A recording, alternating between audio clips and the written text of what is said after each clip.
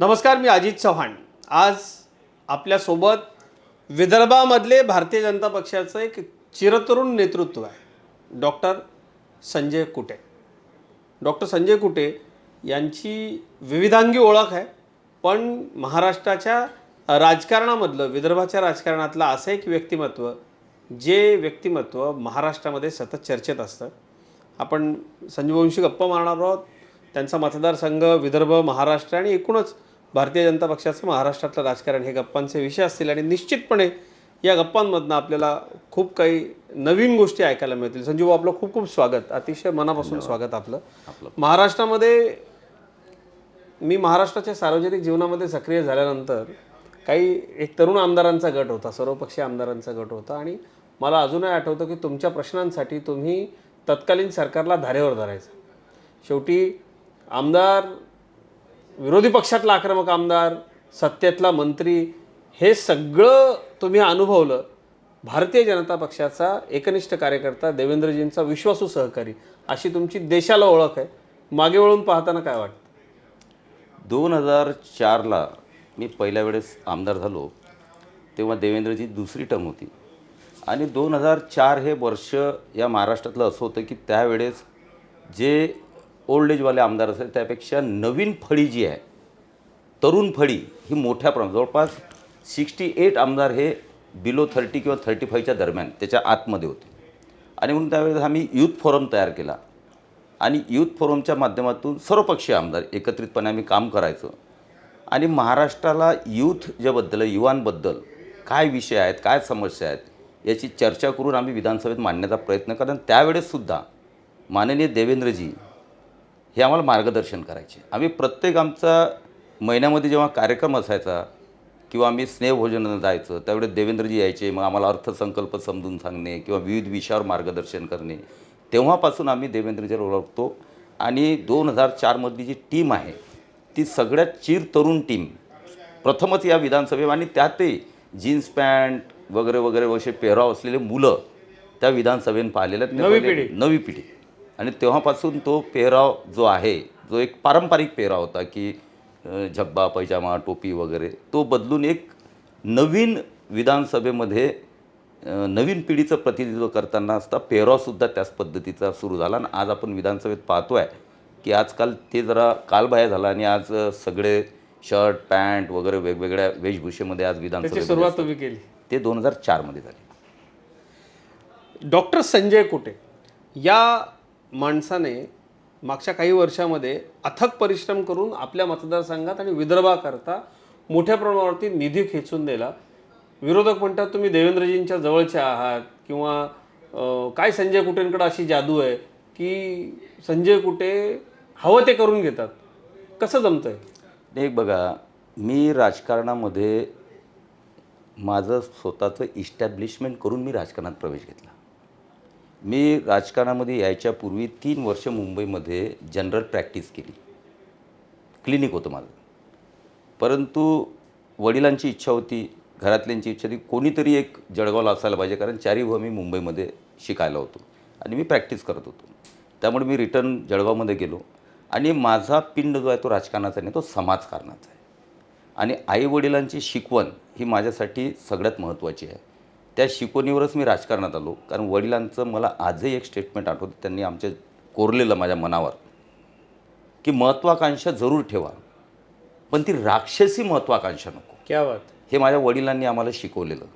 आणि दुसरं वाक्य त्यांनी शिकवलेलं आयुष्यामध्ये, की वास्तविकतेत जगणं शिका. जशी परिस्थिती असेल त्या परिस्थितीमध्ये आपण जगायला पाहिजे. आणि आमची गरिबीच्या परिस्थितीतून आलेलं आमचं कुटुंब, 2004मध्ये जेव्हा मी आमदार झालो त्यापूर्वी 1.5 वर्ष माझं राजकारण होतं. परंतु जेव्हा समाजकारणामध्ये विविध क्षेत्रांमध्ये मी काम करायचं तेव्हा भारतीय जनता पार्टीनं चेहरा हेरला. आणि माननीय भाऊसाहेब फुंडकर असतील, त्यावेळेस माननीय गोपीनाथराव मुंडे असतील, विशेषतः प्रमोदजी महाजन असतील, या सगळ्यांनी गृहे हे पकडलं की एक चांगला तरुण मुलगा आहे, डॉक्टर आहे, याला उभं केलं पाहिजे. त्यापूर्वी मतदारसंघाने 20-25 हजाराच्यावर भारतीय जनता पार्टी कधी गेली नाही. परंतु नवीन चेहरा आणि एक समाजकारणामध्ये काम करणारा मुलगा, हे त्यामुळे त्यावेळेस मी क्लिक झालो. आणि 2004 पासून आज जर आपण पाहिलं की मतदारसंघामध्ये आणि विदर्भामध्ये, विशेषतः मी विदर्भातही काम करतो, मतदारसंघ महाराष्ट्राचे विषय मी घेत असतो, परंतु मतदारसंघामध्ये मी जेव्हा या राजकारणात आलो, मी पैसे कमावण्यासाठी, आर्थिक सुबत्तेसाठी कधीच आलो नाही, कारण आईवडिलांची शिकवण नाही आहे. आणि त्यापूर्वीच मी इस्टॅब्लिश झालेलो होतो. करोडोची प्रॉपर्टी माझ्याजवळ त्या आमदार व्हायच्या पूर्वीच माझ्याजवळ विविध बिझनेसच्या माध्यमातून तयार होती. त्यामुळे मला याच्यामध्ये त्या दृष्टिकोनातून यायचं नव्हतं. माझं स्वप्न होतं की मी जर दवाखान्यामध्ये राहिलो असतो तर मी फक्त तेवढ्यापुरतंच एक फील्डमध्येच मी काम केलं असतं. माझं होतं की मला प्रत्येक क्षेत्रामध्ये काम करायला पाहिजे आणि काम करण्याची आवड होती प्रत्येक क्षेत्रामध्ये. आणि त्यासाठी आमदार किंवा लोकप्रतिनिधी लेजिस्लेटिव्हमध्ये जाणे हे सगळ्यात महत्त्वाचं होतं. आज मला आनंद आहे की मी त्या माध्यमातून महाराष्ट्रातील विविध प्रश्नांना न्याय देऊ शकतो आणि प्रत्येक क्षेत्रामध्ये माझा जो ठसा आहे, किंवा ठसा म्हटल्यापेक्षा मला जे वाटतं माझं मत मांडू शकतो. आणि त्याचबरोबर जेव्हा मतदारसंघाचा मी अतिशय अविकसित मतदारसंघ जळगाव जामोदमध्ये, म्हणजे साधा रस्ता पण नव्हता. म्हणून आजच्या 20 वर्षाच्या कार्यकाळामध्ये मतदारसंघामध्ये इन्फ्रास्ट्रक्चर असेल, पिण्याचं पाणी असेल, पुन्हा नॅशनल हायवेज असतील, रेल्वे असेल, हे सगळं इन्फ्रास्ट्रक्चर मी पूर्ण करत आणलं. आणि आता पुढचं माझं व्हिजन हे औद्योगिक क्रांतीवर आहे. आणि म्हणून या मतदारसंघामध्ये मागच्या वेळेस भरपूर निधी, आणि देवेंद्रजीच्या जवळचं आहे हे सगळ्यांना माहितीच आहे, परंतु देवेंद्रजींनी 2014 ते 19च्या मध्ये आणि आताही सुद्धा या 2 वर्षामध्ये भरपूर लक्ष मतदारसंघाकडे दिलं. प्रेम असल्यामुळे दिलं. आणि त्यांचं सगळ्यांकडेच लक्ष असतं महाराष्ट्रामध्ये. प्रत्येक मतदारसंघ विकसित करण्याची एक व्हिजन त्यांच्याकडे आहे आणि त्यांचं माझं व्हिजन मिळत असल्यामुळे आमचं पट्टंसुद्धा. परंतु मला मागच्या याच्यामध्ये जर गेलं तर जेव्हा मी 10 वर्ष पहिले 2004 ते 14 विरोधी पक्षात होतो, त्यावेळेसही मी, कारण मला काम करणे, माझ्या मतदारसंघात काय समस्या आहे सोडवण्यासाठी कोणत्याही थराला जाऊन मी विधानसभेमध्ये प्रश्न मांडायचो. शेवटी आत्मदहनापर्यंत इशारा देऊन त्या विरोधी पक्षात असतानाही 140 गाव पाणी पुरवठा योजना मी खेचून आणली होती. परंतु देवेंद्रचं सरकार आल्यानंतर मग मला निधीची कुठं कमतरता भासली नाही. आज मतदारसंघ एक चांगल्या सुस्थितीत आणलेला आहे. मग विदर्भामध्ये औद्योगिक विकास व्हावा, विदर्भामध्ये आता देवेंद्रजींच्या माध्यमातून एक मोठा मेगा रिचार्जचा 80,000 कोटीचा प्रोजेक्ट आम्ही करतो आहे. इंडस्ट्रीयल झोन वाढावेत, मतदारसंघात एवढा विदर्भातही वाढावेत, मेट्रोचं जाळं अमरावतीपर्यंत यावं, अमरावतीपासून शेगावपर्यंत यावं, खामगाव शेगाव रेल्वे व्हावी, अकोटपासून जी खांडव्यापर्यंत ती जळगाव मतदारसंघातून जावी, हे सगळे विदर्भाचं व्हिजन घेऊन एक विदर्भ जो अविकसित होता, खऱ्या अर्थानं 2014 ते 2019मध्ये माननीय मुख्यमंत्री तेव्हा असताना देवेंद्रजींनी ज्या प्रकारे विदर्भावर लक्ष दिलं, आज विदर्भ एक चांगल्या स्थितीमध्ये महाराष्ट्रामध्ये आपल्याला दिसतो आहे. संजू भाऊ, भारतीय जनता पक्षाचा एकनिष्ठ कार्यकर्ता अशी तुमची ओळख आहेच, पण आत्ताच्या या निवडणुकांना सामोरं जात असताना अनेक आव्हानं आहेत असं तुम्हाला वाटतं का? त्याचं कारण असं आहे की लोकसभा निवडणुकीमध्ये भारतीय जनता पक्षाला अपेक्षित यश मिळू शकलं नाही असा चहूकडूनच आरोप होतो. त्या पार्श्वभूमीवरती काय मांडणी आहे विदर्भामध्ये येत्या विधानसभा निवडणुकीत यश मिळवण्याची?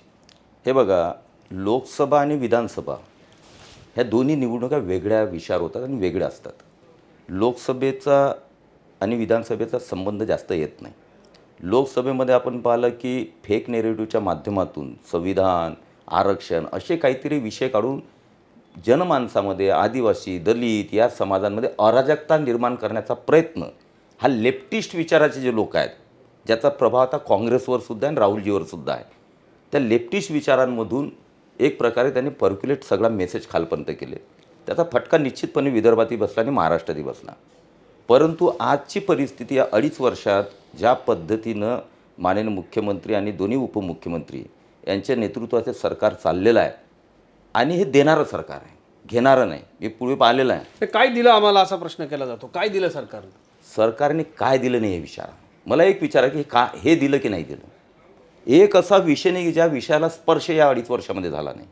तुम्ही शेतकऱ्यांचं जर विषय कराल, कारण विदर्भामध्ये शेतकरी मोठ्या प्रमाणात आहेत, काय दिलं विदर्भाला? तर आज विदर्भामध्ये जो मेगा रिचार्ज प्रोजेक्ट होतो आहे, पूर्ण प्रोजेक्ट हा 80,000 कोटीचा आहे. त्याचा DPR झाला, राज्यपालांची परमिशन झाली, आता केंद्राची परमिशन झाली आणि येणाऱ्या 3-4 महिन्यामध्ये ते टेंडर प्रोसेसवर जाते आहे. तो प्रकल्प जेव्हा 4-5 वर्षात होईल तेव्हा विदर्भातलं एकही गाव हे बगर सिंचनाचं राहणार नाही. म्हणजे सिंचनाची क्रांती विदर्भामध्ये होती. आज जिगाव प्रकल्प माझ्या मतदारसंघात आहे. माननीय देवेंद्रजीने 6,000 कोटी रुपये 2 वर्षामध्ये दिले. आज तो प्रकल्प आम्ही पिढ्यानपिढ्या कोणत्या पिढीमध्ये होईल आम्हाला माहिती नव्हतं, मी आमदार असताना सुद्धा. पण तो या 2.5 वर्षामध्ये आणि मागच्या 5 वर्षामध्ये देवेंद्रकडे ज्या पद्धतीने त्यांनी लक्ष दिलं, आज तो प्रकल्प 3 वर्षात आमच्या पहिल्या टप्प्याचं पाणी एवढं दृष्टिक्षेपात येतो आहे. आणि म्हणून खूप मोठ्या प्रमाणात विदर्भासाठी सिंचनाच्या माध्यमातून असो, शेतकऱ्यांना मदत असो. आता सोयाबीन कापतचं पहा, आपण तात्काळ अनुदान 10,000 रुपये 5,000 रुपये हेक्टरी देऊन टाकलं. जिथं जिथं शेतकऱ्यांना अडचण येईल तिथं तिथं या 2.5 वर्षामध्ये मदत केल्या गेली. त्याचप्रमाणे आपण जर योजना बघितल्या, लाडकी बहीण योजना ही गेम चेंजर योजना आहे. आणि ही याचा अर्थकारण हे यांना समजतच नाही आहे. काँग्रेस आजही आता काय अर्थकारण आहे? हे बघा की या योजनेच्या मागचे चिंतन काय आहे. हे 46,000 कोटी रुपये दरवर्षी आमच्या लाडक्या बहिणीच्या खात्यामध्ये जाणार. हे 46,000 कोटी रुपये ज्या महिलांना किंवा ज्या आमच्या बहिणींना मिळणार त्या कोणा सर्वसामान्य आहेत. त्या तर काही ऑनलाईन शॉपिंग करत नाहीत, त्या मॉलमध्ये जाऊन शॉपिंग करत नाहीत. त्या शॉपिंग कुठं करणार आहेत? सामान्य बाजारपेठ. सामान्य बाजारपेठ म्हणजे खेड्यापाड्यातले दुकानदार, छोटे मोठे व्यावसायिक तालुक्याच्या स्तरापर्यंत याच ठिकाणी ते शॉपिंग करणार आहेत. म्हणजे हा 46,000 कोटी रुपये जाणार कुठे आहेत? ग्रामीण बाजारपेठ. ग्रामीण बाजारपेठेमध्ये शहरातल्या छोट्या छोट्या दुकानदाराकडे जाणार आहे. म्हणजेच लाडके भाऊ जे आमचे व्यावसायिक आहेत त्यांनासुद्धा अर्थकारण त्यांचं मजबूत होईल. म्हणून दोनकडून फायदा आहे. एकीकडे लाडक्या बहिणी सक्षम होतील आणि दुसरीकडे छोटे व्यावसायिक जे आहेत ते सुद्धा स्ट्रॉंग होणार आहेत. अशा चिंतन करून या योजना काढलेल्या आहेत. आणि आज मी दुर्दैव आहे की काँग्रेस आता पुन्हा कोर्टामध्ये परवा गेली की योजना बंद करावी म्हणून. म्हणजे हे मला समजतच नाही. एकीकडे पवारसाहेब म्हणतात की योजना चांगली आहे, एकीकडे काँग्रेस म्हणते की योजना बंद करून कोर्ट कचऱ्या करते. तर मला वाटतं यांचं राजकारण जे आहे. आणि मला त्याहीपेक्षा वाटतं की ह्या ज्या आमच्या 2,20,00,000 बहिणींना आम्ही मदत करतो आहे त्या निश्चितपणे या येणाऱ्या विधानसभेमध्ये त्या काँग्रेस आणि त्यांना महाविकास आघाडीला धडा शिकवल्याशिवाय राहणार नाही. तुमच्या भागामध्ये 2 महत्त्वाचे पीक आहेत, ते म्हणजे कापूस आणि सोयाबीन. दोन्हीच्या बाबतीमध्ये सरकारने अतिशय महत्त्वाचे निर्णय घेतले.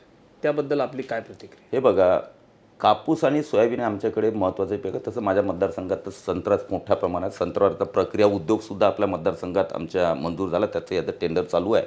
परंतु कापूस आणि सोयाबीन हे आमच्या विदर्भामधलं मुख्य पीक आहे.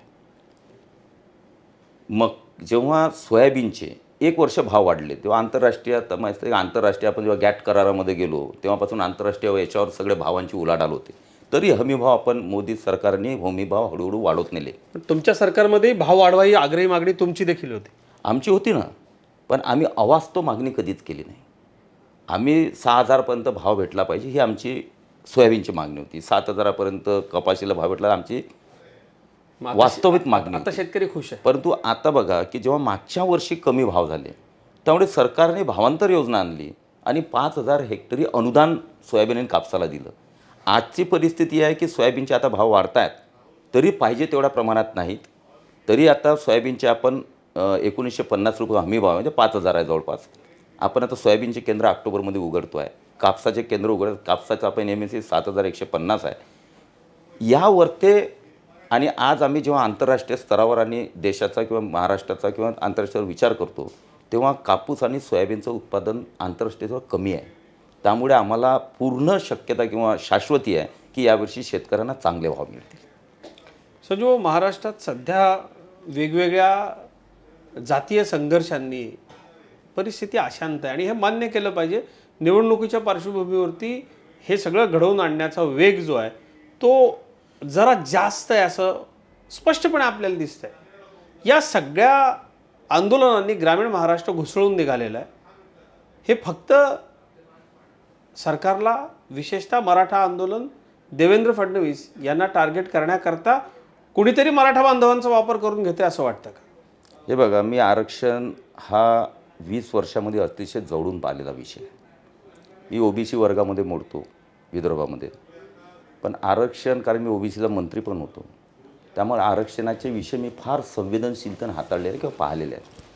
मला एक आठवतं की जेव्हा हे सरकार बदली झालं आणि मुख्यमंत्री एकनाथराव शिंदे झाले आणि उपमुख्यमंत्री आदरणीय देवेंद्रजी झालेत, त्यावेळेस जेव्हा पहिले 5 दिवसामध्ये जो निर्णय देवेंद्रजीनं घेतला तेव्हा OBC आरक्षण गेलेलं होतं.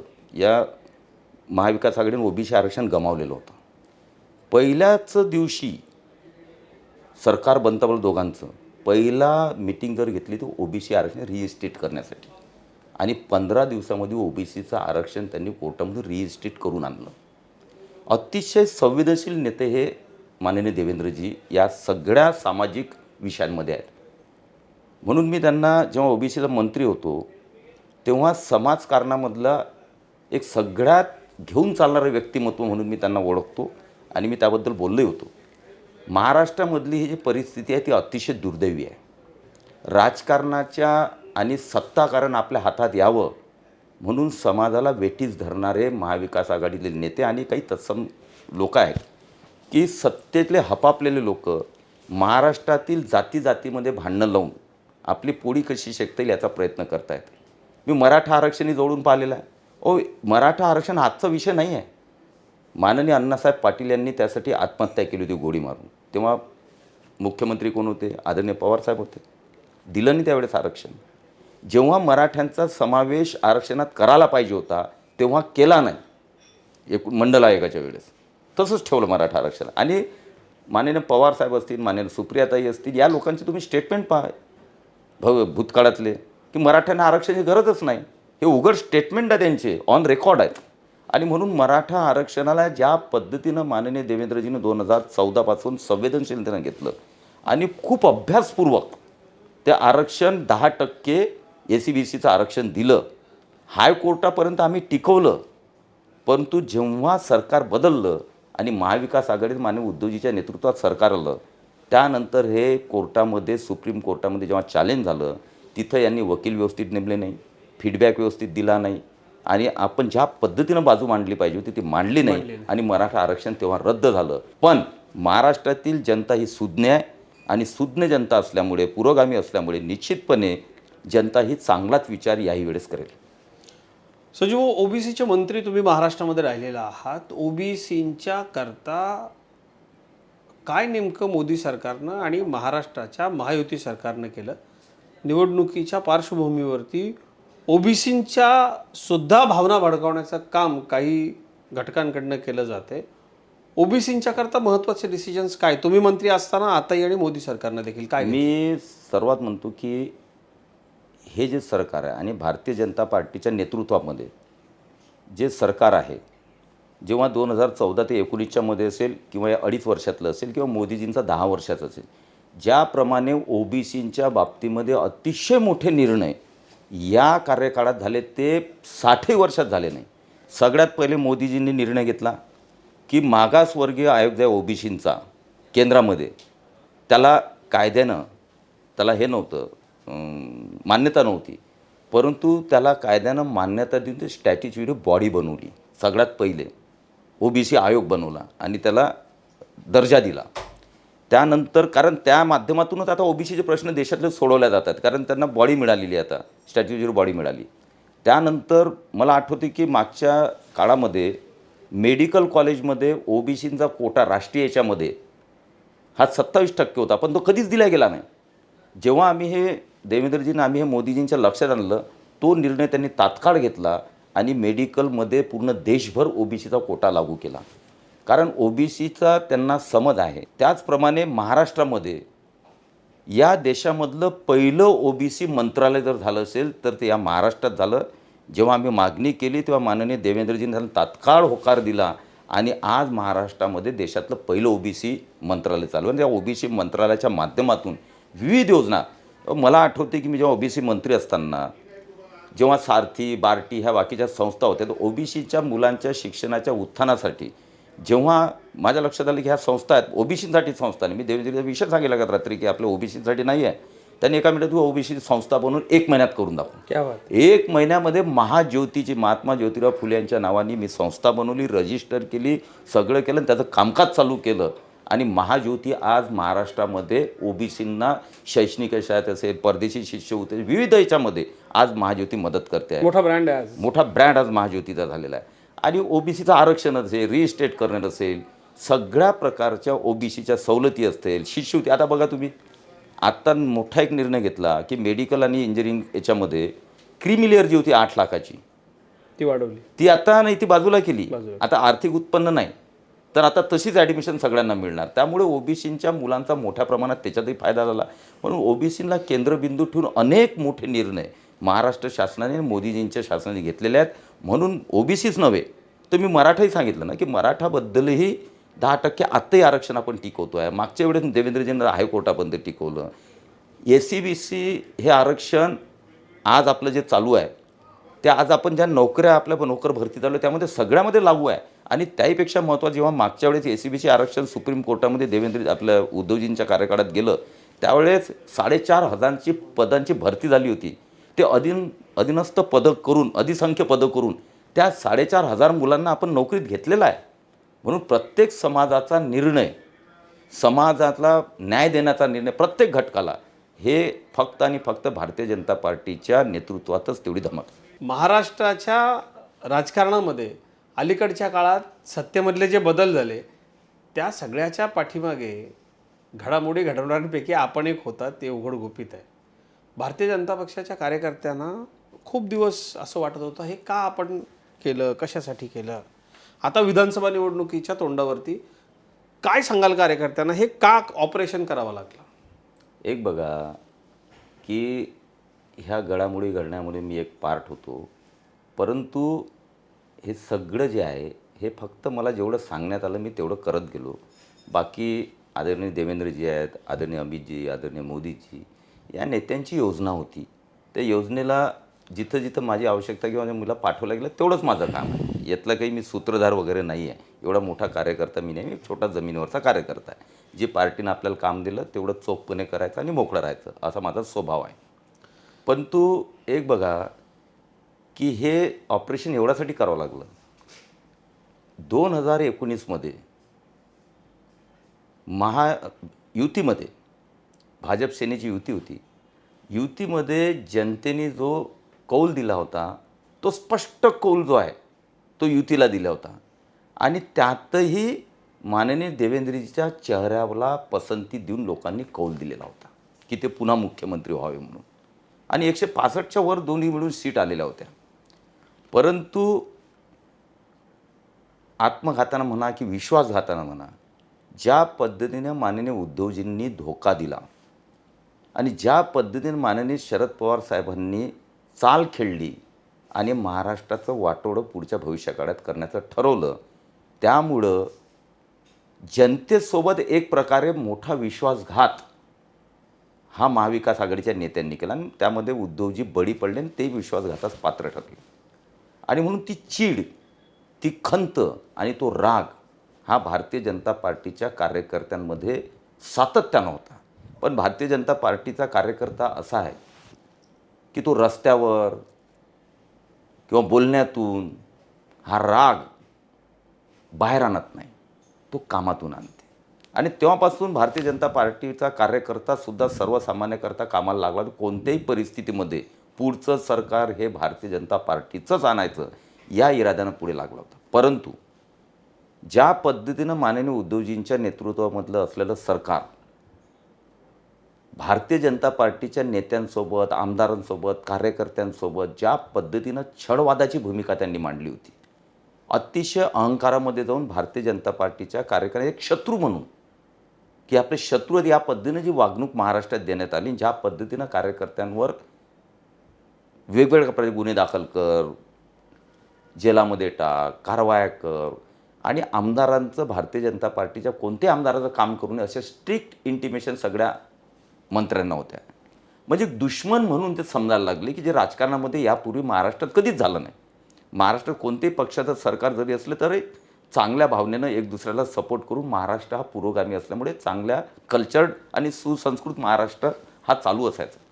परंतु या महाविकास आघाडीचं जेव्हा शासन स्थापन झालं तेव्हा एक बदला घेण्याचं काम आणि बदलेच्या भावनेमधून भारतीय जनता पार्टीच्या खालच्या कार्यकर्त्यापासून तर माननीय देवेंद्रजीपर्यंत, म्हणजे देवेंद्रजीला जेलमध्ये टाकण्याचा प्लॅनसुद्धा त्यांनी तयार करून ठेवला. असं गलिच्छ राजकारण केल्यामुळे ती चीड आमच्या सगळ्या आमदारांमध्ये तर होतीच. आणि म्हणून आम्ही पाहत होतो. आणि एक बघा लक्षात घ्या की शिवसेनेचे जे आमदार होते की जे भारतीय जनता पार्टीच्या सोबत युतीमध्ये येऊन निवडून आलेले होते, त्यामुळे त्यांची भावना होती की हे झालं ते योग्य झालं नाही. आणि त्यामुळे शिवसेनेमधल्या आमदारांची तीच भावना होती की हे योग्य नाही आहे, म्हणून ते आमच्याशी बोलायचे आणि या बोलण्यामधून सगळ्यांची भूमिका समजायला लागली आणि माननीय एकनाथ शिंदे साहेब यांनी त्याचं नेतृत्व केलं. त्या आमदारांच्या रोषाचं, निराशेचं किंवा त्यांच्या आत नसलेल्या आगेचं, जे शिवसेनेचे आमदार होते त्यांचं नेतृत्व शिंदे साहेबांनी केलं. आणि मग आमचं बोलणं चालायचं, देवेंद्रजीवर बोलायचे की हे योग्य झालं नाही, आपण जनतेसोबत प्रताडणा केली आहे, जनतेसोबत विश्वासघात केलेला आहे आणि म्हणून हा निर्णय घेण्यात आला. आणि माननीय एकनाथराव शिंदेनी हा धाडसी निर्णय घेतला की ज्या हिंदुत्वाच्या याच्यावर लोकांनी आपल्याला निवडून दिलेलं आहे, त्या हिंदुत्वाच्या भाजप सेनेची युतीमध्ये निवडून आलेलं आहे, तीच सरकार पुन्हा यायला पाहिजे. आणि म्हणून त्यांनी तो धाडसी निर्णय घेतला. केंद्रातल्या आणि राज्यातल्या भारतीय जनता पार्टीने संमती दिली आणि हे परिवर्तन आम्ही घडवून आणलं. संजू, अतिशय विस्तृत स्वरूपामध्ये आपण का हे सगळं करावं लागलं, का आपण इतर पक्षांना सोबत घेतलं, याचं विस्तृत वर्णन तुम्ही केलं आणि ते अतिशय खरं आहे. मागच्या 2.5 वर्षाच्या काळामध्ये माझा हा सत्तांतराचा प्रश्न विचारण्याचाही एक उद्देश होता. तो म्हणजे हे सगळं सामान्यांना कळावं, पुन्हा एकदा ते रिकॉल व्हावं. मागच्या 2.5 वर्षाच्या काळामध्ये अतिशय भयावह परिस्थिती महाराष्ट्रामध्ये होती. निवडणुकीच्या तोंडावरती त्याची कशी आठवण करून द्याल मतदारांना? हे बघा की त्या 2.5 वर्षामध्ये मी सांगितलं की अतिशय छळवाद. मी एक छोटं उदाहरण देईल की माझ्या मतदारसंघातले 3 सिंचनाचे प्रकल्प जयंत पाटील साहेबांनी त्याला सुप्रमा देण्यासाठी मुख्यमंत्री कार्यालयामध्ये पाठवल्या. 2 वर्षापर्यंत ती फाईल धूळ खात पडली, पण मुख्यमंत्र्यांनी त्याला सुप्रमा देण्यासाठी कॅबिनेटमध्ये घेतली नाही. मी बऱ्याच वेळेस सभागृहामध्ये त्यावर रागावलो, चिडलो, सगळ्या गोष्टी केल्या. परंतु ठरलेलं धरून होतं की भारतीय जनता पार्टीच्या कोणत्याही आमदाराचं काम करायचंच नाही, अशा पद्धतीने एक रचना होती. त्यामध्ये कामं होत नव्हते आणि विशेषतः शिवसेनेचे आमदार इथे अनरेस्ट होता. त्यांची कामं, कारण मुख्यमंत्र्याला भेटायला जायचं, मुख्यमंत्री त्यांना भेटत नव्हते. मुख्यमंत्री त्यांनी काय, पक्षप्रमुख आणि मुख्यमंत्री या दोघांमध्ये गफलत झाली त्यांच्याकडून. पक्षप्रमुख हे वेगळं असतं, मुख्यमंत्री हा वेगळं पद असतं. त्या दोघांनी एकत्र सरमिसळ झाल्यामुळे त्यांची जी स्टाईल होती वागण्याची, 2-2 तास 5-5 तास कोणातरी बसून ठेवायचं, उभं ठेवायचं आणि आपण घरात आरामशीर बसायचं, म्हणजे आपण खूप मोठे नेते दाखवायचं. त्यामुळे चिडचिड ही शिवसेनेमध्ये सुद्धा होती. म्हणून त्या 2.5 वर्षाच्या कार्यकाळामध्ये अतिशय अनरेस्ट हा सगळ्या शिवसेनेमध्ये आणि बाकीच्या पक्षामध्ये होता. आणि तो अनरेस्ट जो होता त्यातही सर्वसामान्य जनतेची कामं होत नव्हती. शेतकऱ्यांना, मी तर आज दावा करतो आहे की 2.5 वर्षामध्ये शेतकऱ्यांना फुटी कवडीसुद्धा धरून मारली नाही. कोणत्या शेतकऱ्यांचं कोणते अनुदान दिलं नाही, कोणते हे दिले नाही, बाकीच्या योजना रखडल्या. देवेंद्रजीनं ज्या पद्धतीने जलयुक्त शिवार एकामागून एक चांगल्या योजना महाराष्ट्राला दिल्या, त्या सगळ्या योजनांनी बंद करून टाकल्या. आणि म्हणून महाराष्ट्रातली जनतासुद्धा अतिशय नाराज होती. आणि त्याचाच परिपाक होता की हे सत्तांतर झालं. आणि सत्तांतरानंतर या 2.5 वर्षामध्ये ज्या पद्धतीनं महाराष्ट्रातलं सरकार घोडदौड करत आहे, फास्ट काम करते आहे, आज सगळ्या क्षेत्रामध्ये महाराष्ट्रामध्ये विकासाच्या, डेव्हलपमेंटच्या, सामाजिक रचनेमधल्या सगळ्या प्रश्नांना उत्तरं देऊन आज महाराष्ट्रात गतिमानतेने या महाराष्ट्राचा विकास करते. आणि त्याला पाठबळ जे आहे हे केंद्र सरकारचं असल्यामुळे आज आणि एक बघा ना, त्या 2.5 वर्षामध्ये यांना लाज वाटायची, कारण यांनी धोका केलेला होता भारतीय जनता पार्टीसोबत. त्यामुळे मोदीजींना किंवा केंद्र सरकार कडे जाऊन आपण महाराष्ट्रातली योजना, त्यासाठी पैसे आणणे, काही आपण निधी मिळवणे, यांना लाज वाटायची, जातच नव्हते. आणि त्यामुळे केंद्राचा निधीसुद्धा यांनी ब्लॉक करून टाकला, कारण कोण जाईल तिथं हात पसरवायला. ही एक भूमिका, अहंकाराची भूमिका या राज्यकर्त्यांनी घेतलेली होती. पण केंद्राचा जर सपोर्ट असला तर काय होऊ शकते हे 2.5 वर्षात आपल्याला बघायला मिळालं. क्या बात आहे. Sanju, you are a doctor, medical practitioner होता तुम्ही काही काळ. तुमच्या मतदारसंघामध्ये वैद्यकीय विषयामध्ये तुम्ही खूप मोठमोठी कामं करता आणि आजचाच तुमचा एक पराक्रम आहे, एका रात्रीत मेडिकल कॉलेज तुमच्या मतदारसंघात तुम्ही घेऊन गेलात. तुमचं त्याकरता अतिशय मनापासून अभिनंदन. पण या सरकारच्या काळामध्ये एक टेक्निकल बॅकग्राऊंड असलेला विद्यार्थी मेडिकल प्रॅक्टिशनर म्हणून कसं विवेचन कराल की IIT पासून ते ITI पर्यंत, इंजिनिअरिंगपासून OBCच्या कोट्यामधल्या प्रवेशापासून, पॅरामेडिकल कॉलेजेस, मेडिकल कॉलेजेस, इंजिनिअरिंगच्या विद्यार्थ्यांची फी, टेक्निकल एज्युकेशन या विषयामध्ये किती मोठं काम या सरकारनं 2.5 वर्षात केलं? हे बघा, या 2.5 वर्षात न भूतो न भविष्य तिचं काम झालेलं आहे. जर आपण टेक्निकल या फील्डमध्ये बघितलं, मेडिकल कॉलेजची संख्या आज प्रत्येक जिल्ह्याच्या ठिकाणी मेडिकल कॉलेज, 10 नवीन मेडिकल कॉलेज या महाराष्ट्रामध्ये केंद्र सरकारने मान्य केले. त्यातले आता काही चालू झाले, 1-2 बुलढाणा वगैरे आमचा तर पुढच्या वर्षी चालू होते आहे. प्रायव्हेट मेडिकल कॉलेजला सुद्धा मोठ्या प्रमाणात या महाराष्ट्रामध्ये मंजुरात मिळाली, ज्या माध्यमातून MBBSच्या जागा आता मोठ्या प्रमाणात वाढल्या. मोदीजीने OBCचा निर्णय घेऊन एक देशभर आता OBCच्या जागा वाढवल्या.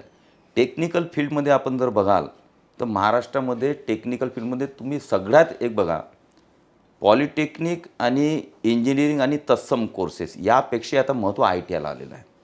कारण या जगामध्ये जर प्रभुत्व निर्माण करायचं असेल तर आपल्याकडे पॉप्युलेशन मोठ्या प्रमाणात, यंग पॉप्युलेशन मोठ्या प्रमाणात आहे आणि त्यामुळे ते स्किल्ड त्यांच्यामध्ये असलं पाहिजे आणि ते स्किल्ड देण्याचं काम, स्किल्ड डिपार्टमेंट हे सेंट्रल गव्हर्नमेंटने वेगळं तयार केलं आणि महाराष्ट्राने स्किल डेव्हलपमेंटचं डिपार्टमेंट वेगळं केलं.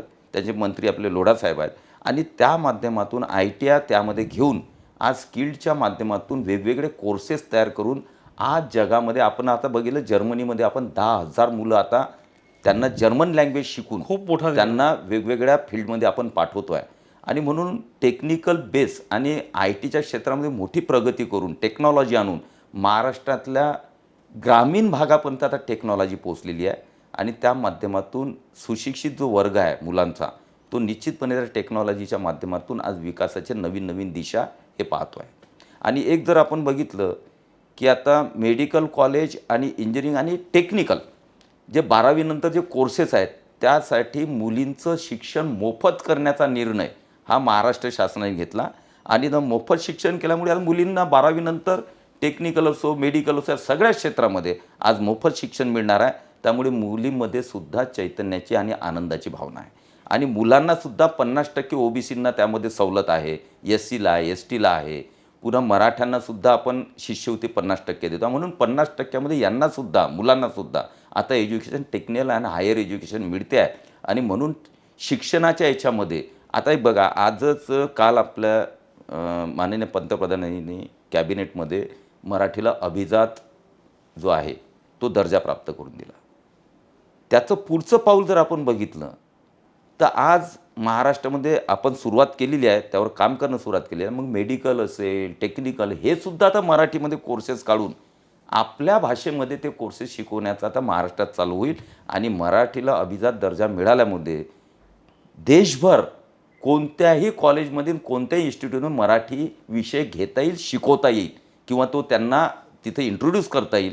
म्हणून मराठीची ताकद आता देशामध्ये वाढणार आहे. संजू भाऊ, 8,500 रुपये खटाखट काँग्रेस आणि राहुल गांधी महिलांना देणार होते. मात्र तुमच्या सरकारनं तुम्ही लाडकी बहीण योजना जी सुरू केली, यशस्वीपणे राबवली, त्याला काँग्रेस विरोध करते. 3ऱ्या-4थ्यांदा काँग्रेसचं कोणीतरी आता कोर्टामध्ये गेलेलं आहे. ग्रामीण महाराष्ट्राचं प्रतिनिधित्व करणारा नेता म्हणून या असूयेबद्दल, या पोटदुखीबद्दल काय वाटतं तुम्हाला? काँग्रेस आणि हे महाविकास आघाडी दुटप्पी धोरण आहे. जेव्हा तुम्ही खटाखट द्यायचे 8,500 रुपये महिना आम्ही देऊ, तेव्हा तुम्हाला पैसा तर लागणारच होता. तेव्हा तिजोरीवर भार पडणार नव्हता का? तेव्हा तुम्हाला समजलं नाही का घोषणा करताना?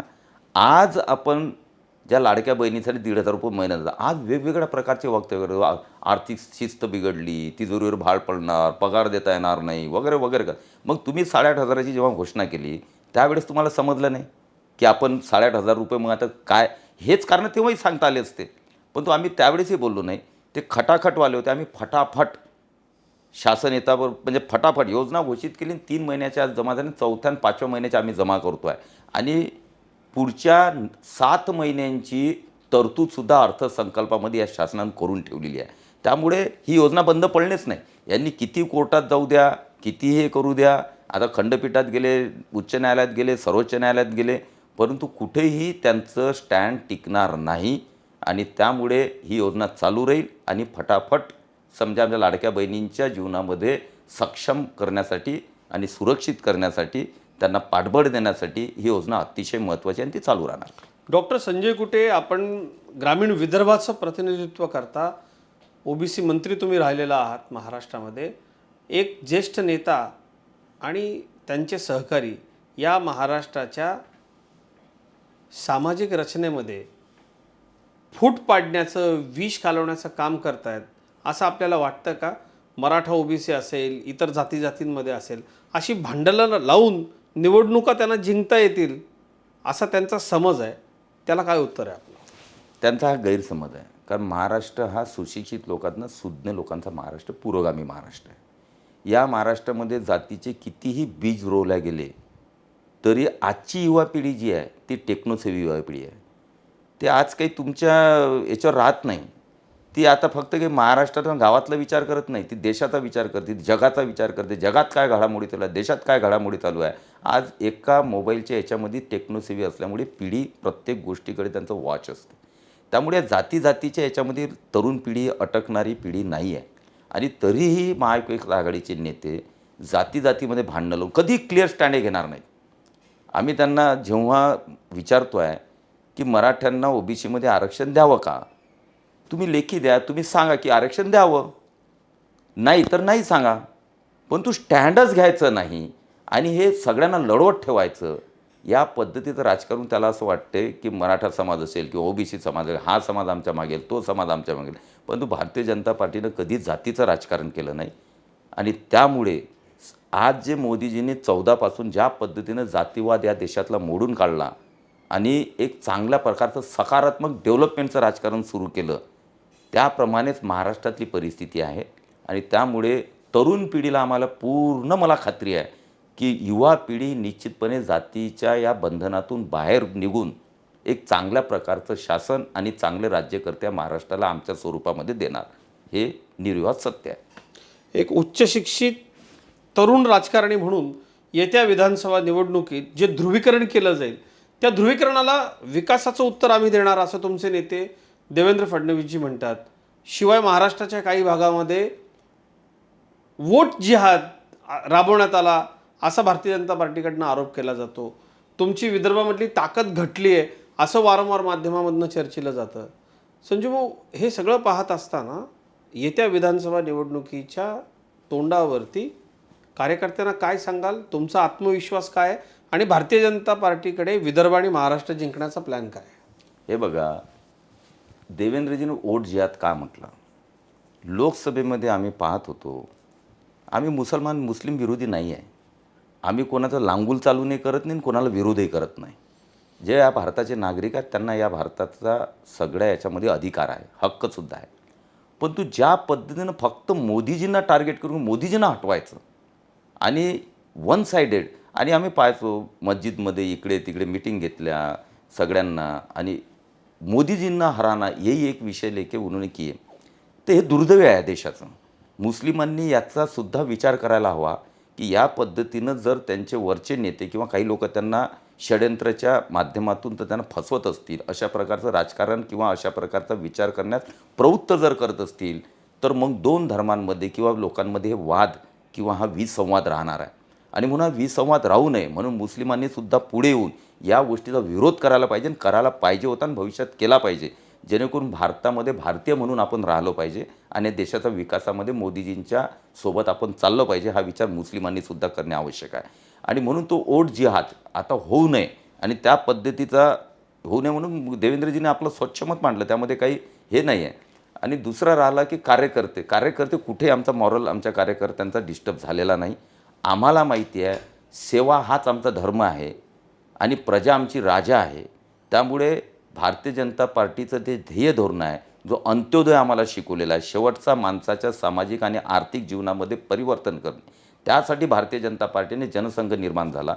त्यामुळे आमचं ध्येय ठरलेलं आहे, आम्हाला सत्ता असो का नसो, गोरगरीब लोकांची सेवा करण्याचं आणि त्यांच्या जीवनामध्ये परिवर्तन करण्याचं ध्येय भारतीय जनता पार्टीचं, ते आम्ही सातत्यानं करत राहतो. कधी अप होते, कधी डाऊन होते, याची आम्ही काळजी करत नाही. म्हणून भारतीय जनता पार्टीचा कार्यकर्ता विचाराने प्रेरित असलेला कार्यकर्ता आहे. त्यामुळे त्यांना माझ्यासारख्या कार्यकर्त्यांनी काही उपदेश सांगणे, मार्गदर्शन करणं मला योग्य वाटत नाही. मला मार्गदर्शन करणारे असंख्य करोडो कार्यकर्ते महाराष्ट्रामध्ये आहेत, विचाराने प्रेरित असलेले, ध्येयानं प्रेरित कार्यकर्ते आहेत आणि तीच आमची शिदोरी आहे. त्यांच्याच भरोशावर या महाराष्ट्रामध्ये परिवर्तन, जे चांगलं परिवर्तन जे आम्ही केलेलं 2.5 वर्षापूर्वी, ते कायम राहणार असा माझा ठाम विश्वास आहे. काही प्रश्नांची आता मला थोडक्यात उत्तरं हवी आहेत. संजय कुटे डॉक्टर आहेत, येत्या निवडणुकीमध्ये विदर्भातल्या विजयाचं ऑपरेशन तुम्ही कसं करणार? विजयाचं ऑपरेशन कसं करणार? 100% आम्हाला काय plan आम्हाला विजय मिळणारच आहे. गोरगरीब, दीनदलित, दुःखी, कष्टी, शेतकरी, शेतमजूर हा जो वर्ग आहे, मिडल क्लास असेल, अप्पर क्लास असेल, हा जो वर्ग आहे, यांना सगळ्या प्रकारच्या समस्यांना सोडवण्याचा प्रामाणिक प्रयत्न हा या 2.5 वर्षात आम्ही केलेला आहे. त्यामुळे सगळे वर्ग जे आहेत हे निश्चितपणे त्या भावना जाणतील आणि त्यामुळे आम्हाला वेगळं ऑपरेशन करायचं कामच नाही आहे. जनताच ऑपरेशन करणार आहे महाविकास आघाडीचं आणि महायुतीला त्या ऑपरेशन थिएटरमध्ये न नेता महाविकास आघाडीला थिएटरमध्ये ICUमध्ये ठेवणार आहे आणि आम्ही छानपैकी त्यांची काळजी त्या ICUत असताना घेणार आहोत. हीच जबाबदारी त्यांच्याकडे ICUत राहण्याची आणि त्या ICUमध्ये त्यांना दुरुस्त करण्याची जबाबदारी महायुतीकडेच राहणार आहे. संजू भाऊ, खोटं नरेटिव्ह विरोधकांकडून अतिशय ताकदीनं पसरवलं जातं. बदलापूरची घटना असेल किंवा इतर काही घटना असतील. आता नुकतंच चंद्रपूरमध्ये राहुल गांधी विचार मंचाचा अध्यक्ष आणि काँग्रेसच्या युवक शहराध्यक्षानं एका मुलीवरती बलात्कार केला. शेवटी जनता रस्त्यावरती उतरली, पण विरोधी पक्षनेते, स्थानिक काँग्रेसचे नेते त्याला वाचवण्यामध्ये मशगूल होते. एकीकडे विरोधक बदलापूरमध्ये भारतीय जनता पक्षाचा काही संबंध नसताना किंवा महायुतीचा काही संबंध नसताना त्याच्यामध्ये सरकारला ओढत होते. मात्र आपण विदर्भातलेच नेते आहात, आपण या अतिशय संवेदनशील विषयात कुठेही राजकारण केलं नाही, आरोपीला काँग्रेस वाचवत होती. या सगळ्या घटनेकडे कसं पाहतात? हे बघा, 2019 नंतर या महाराष्ट्रातलं राजकारण आणि या महाराष्ट्रातलं राजकारणाची दिशाही बदलली.